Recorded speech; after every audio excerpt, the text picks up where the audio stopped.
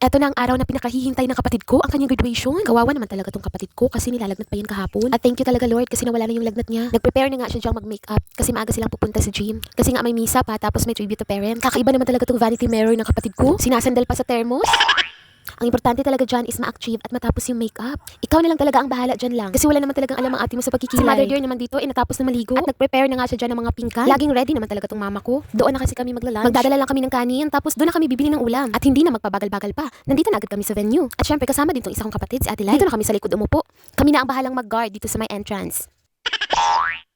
At ako naman dito is napapagod na. Iba't ibang klaseng boses ang naririnig ko left and right. Hindi mo na talaga alam kung saan ka makikinig. Sa nag-i-speech ba o sa mga tao na nagkukwentuhan? Sa dami ba namang tao, tapos may mga bata pa, ang daming mga bata. Tapos sa ibang mga bata is nadadapa pa talaga. Kanya-kanya outfitan. Siyempre naman, graduate yung anak mo, hindi ka mag-outfit.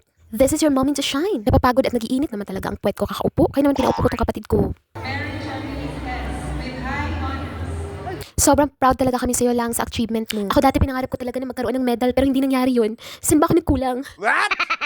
At ito na nga ang kanilang final presentation. At wow, may pabalon pa talaga sila. Makikita mo talaga na ang saya-saya nila dahil kapag tapos na sila ng senior high at pupunta na sila sa next level. Ganon din yung nararamdaman ng mga magulang. Kung dumaan sa pagsubok yung mga estudyante, syempre yung mga magulang yung unang dumaan sa pagsubok. Katulad ng baon, projects, ginagawan talaga yan ang paraan ng magulang natin para ma-provide lang sa mga anak nila. Kahit na minsan ang hirap talaga, wala talagang pera, pero nang hirap na lang talaga para ma-provide lang, maibayad lang sa mga projects na yan. It's all worth it. At sa wakas naman ay natapos na rin. Hinintay na lang namin dito ang kapatid ko pero hindi niya kami nakita. Nandito kami sa may kilid. Lang. At ayan na, at iniwan na talaga kami ng kapatid ko. At kung natapos na ang graduation, syempre ako magtatapos na rin ako dito sa pag-voice over na to. Congratulations to all graduates!